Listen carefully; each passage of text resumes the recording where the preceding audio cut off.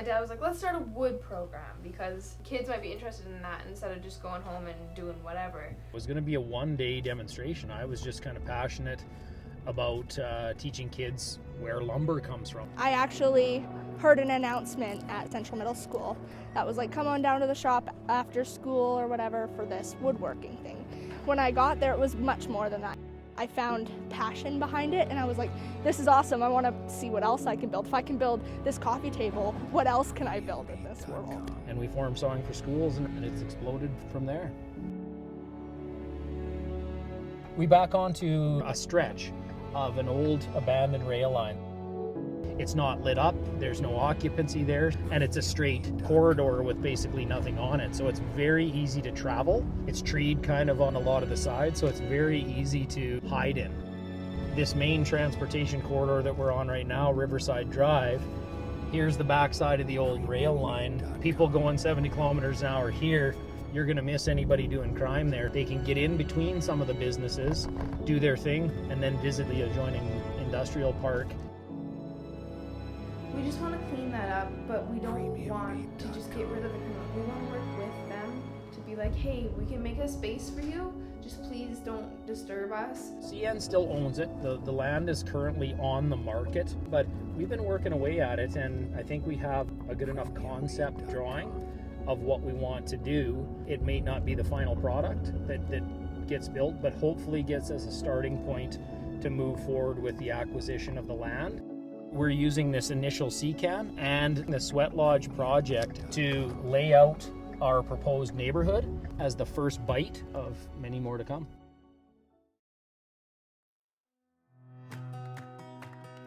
We started working with Sean when we started to talk about the Asoa Hum Culture Center to be built. We're currently building a sweat lodge down there. For someone who doesn't know what a sweat lodge is, what I would say is it's a place of renewal, and it's symbolic of the womb of Mother Earth.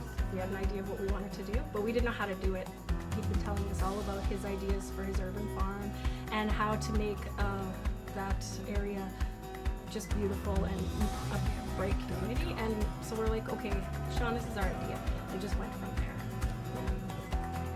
They'd had a previous setup there, and it was kind of this ransacked, like it'd been abused. And when they found out what we did and talked to Sean about it, we had an old tiny shed that they had built. We figured we could turn that into a change room, outfit the CCAN, and actually make it a space that people would want to go see and be a part of.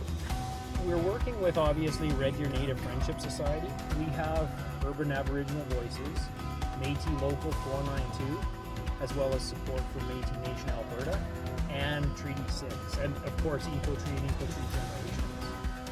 We wanted to show the community that we are committed. I'm really excited to see the project come together and the joy it brings everybody here to see their space come to life and be able to enjoy it. It's going to be an absolutely spectacular place once it's done. We had the 40-foot here. They craned it over and we've set it into place. We've been working on the inside of the cabin, getting it painted, getting the insulation and the drywall up and putting that feature wall in. We've got a garden on the top of the CCAN where medicines are going to be grown. You can butt them up It's something that we as the co-op want to be part of because we are community-minded, and that's what co-op is all about. The products they picked up will help start the process for them as they get building on the products. I'm kind of anxious to see how it turns out myself because it's a nice venture for sure. I know it's going to be built just around the corner from us, and be able to see that. The staff love being involved in things like this. Just get your strip of tape right down the edge there, like that. And just go all the way around. Okay, so you kind of like pinch it and then move up. The idea of giving back to the community is incredibly important, and it's something that is a core value for me, and I see that in these girls as well. It has been impressive, to be honest with you. Their work ethic their attention to detail for kids their age, it's unique. I'm happy to see it. I just kind of follow. I don't do what he does because he does it a lot better than I can. If he comes down here and then comes up, maybe I will do what he does. Okay. There's a reason he probably does it that way. You don't have to be in a classroom to teach people. Like, you don't have to teach science and math and English and social. You can teach the things that you've learned in life, the lessons that you've experienced, and you can pass them on to other people. Teaching younger people the sense of satisfaction that you can get from working with your hands, I think it can actually add to a sense of satisfaction with life when you realize how important that is. Like, it's a part of being a person.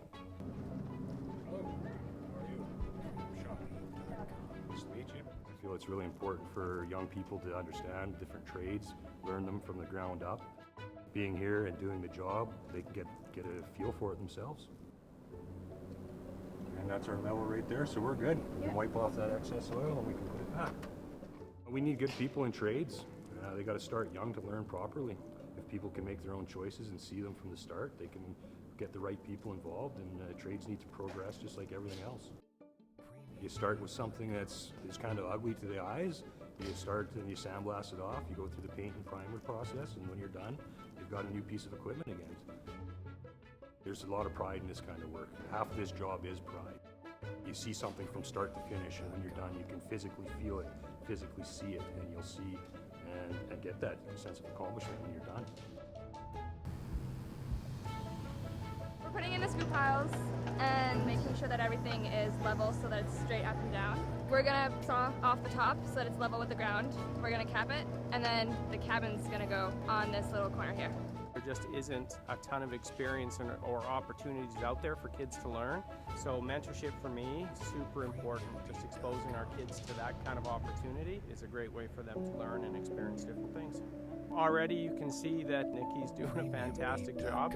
Super quick learner, and what a great opportunity to work with kids and give them opportunities to try skills and develop skills, and sure helps them with their future decision making.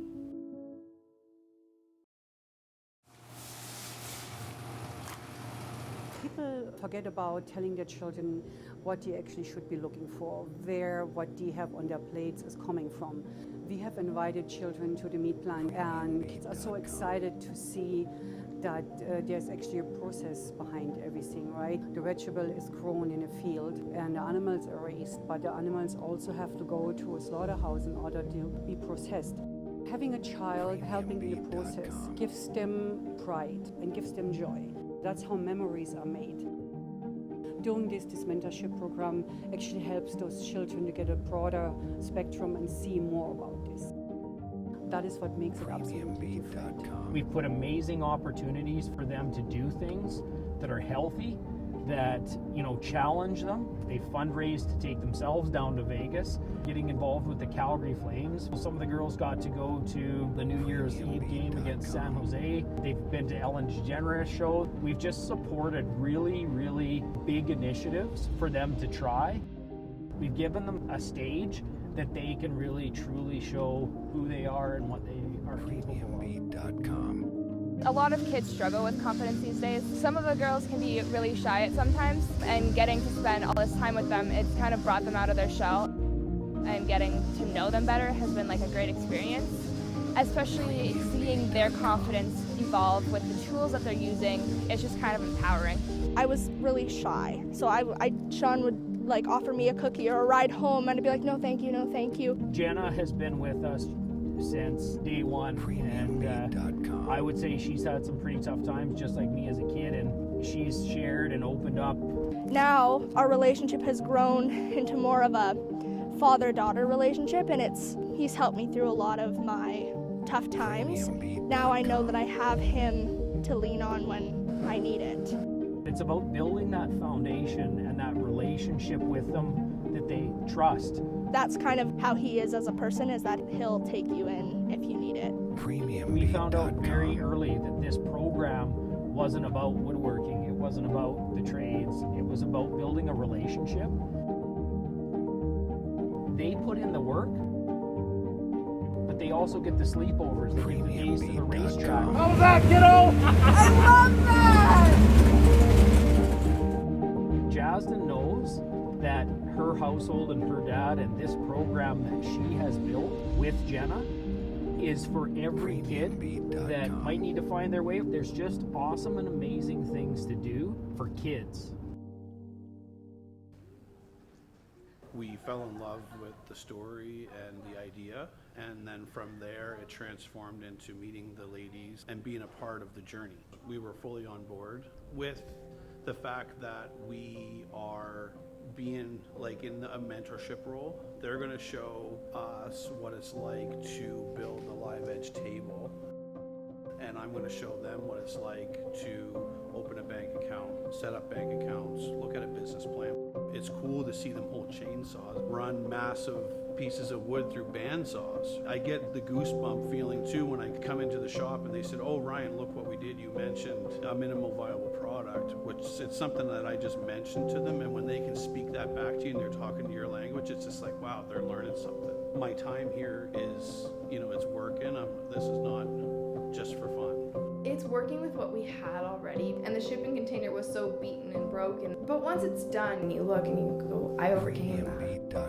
It's definitely inspiring watching our community over there started with the farm and the sea cans and everything. My favorite part is I really like experiencing everything. Kind of like in a classroom, you sit down and you learn one thing.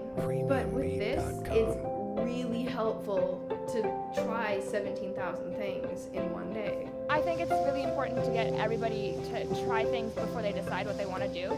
If you love doing what you're doing, you're going to put your full effort in, and the product comes out that much better.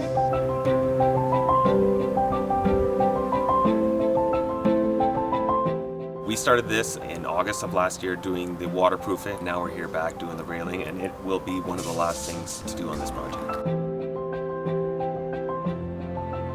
I've always had this analogy of driving down the road, and if there's somebody ahead of me, I would love to know what they know before I get up to there as well. If I can teach anybody even the littlest skill, hopefully it will impact their life from years from now. Seeing the kids use the space once we're done will be the most joy out of everything. It'll make all of this worthwhile. It's one thing to see the project completed and done, but to see the kids actually enjoy it and use it day to day, I hope they really appreciate it. The most exciting thing is for some of the residents that are down there, they're just over the moon with what it looks like and how beautiful the cabin is. It brought tears to most of us, because sometimes when your voices aren't heard, you think it's like anybody, you get weary. And it's hard to continue with the journey, even though you know it's the right thing to do. And the community has shown us that they can. Their reaction to it coming together is just, you can't describe it. It brings you joy to see the joy that comes out in them when they see their space. It makes me want to do more for my community. It was massive. They were all super happy with it. I don't think I've ever been hugged so much in my life. Comments like, we've never had anything so nice. It's created more than the physical. It's created a movement of hope. It's created dreams coming true. Our people have been waiting for this for so long. And not just our people, the community as a whole. I'm standing back going, you go girls. It's worth all the blood, sweat, and tears to get there. They're seeing the fruits of their labor. Even just driving by on this road, I'll be like, I did a big project in there for a lot of important people. You're proud of what you do. Out here in the hot, you're tired, but the day goes by like a breeze because everybody's having fun and everybody's smiling. We need to say yes we can when our kids ask us, can we do that? Generations is about pushing kids to do things that they didn't know was possible. Take the kids, allow them to be the majority part of it. It's working with the people that you love and doing something amazing. It's bringing people together to create relationships that you will never lose. People that normally wouldn't come up in the hallways of the school and become friends have become best friends because there's a program that doesn't care whether you're rich or poor, doesn't care whether you're thick or thin. There's just some stuff to do. And they are all built with that amazing ability inside them if given a chance. This is engaging kids because they've been waiting for this. And then it goes back to that family system where it connects, and that the old people might know something and that they might have something really special to pass on to those young people who are thirsty to do these things. They just need a compass. It shows you that you can do it, and that even though a lot of people don't think kids can do things, it proves them wrong. Before it was all chitter chatter about, oh yeah, we're gonna do this, we're gonna do that, like it's gonna be amazing. I was like, oh yeah, just another project. But looking at it right now, I'm like, we did that. Like that means we can do anything in this world. It's a ginormous project, but we can get through it because we can do it.